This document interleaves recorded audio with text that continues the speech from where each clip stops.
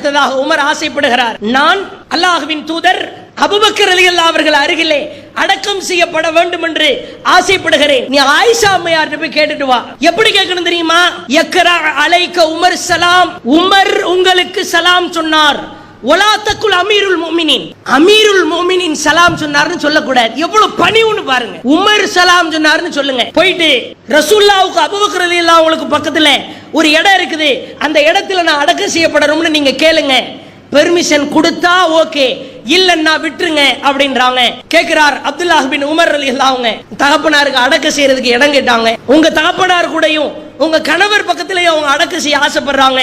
ஆயிஷா சொல்கிறார், குன்து உரீதுஹு லிநஃப்ஸி, அந்த இடம் எனக்கு மிகவும் பிரியத்திற்குரிய இடம், எனக்காக அதை ஏற்பாடு செய்து வைத்திருந்தேன். வல ஊசிரன் நபிகள் யௌம அலா நஃப்ஸி, என்னை விட அந்த இடத்திற்கு மிகவும் தகுதி படைத்தவர் உமர் தான், அவருக்கு கொடுத்து விடுகிறேன் என்றார்கள்.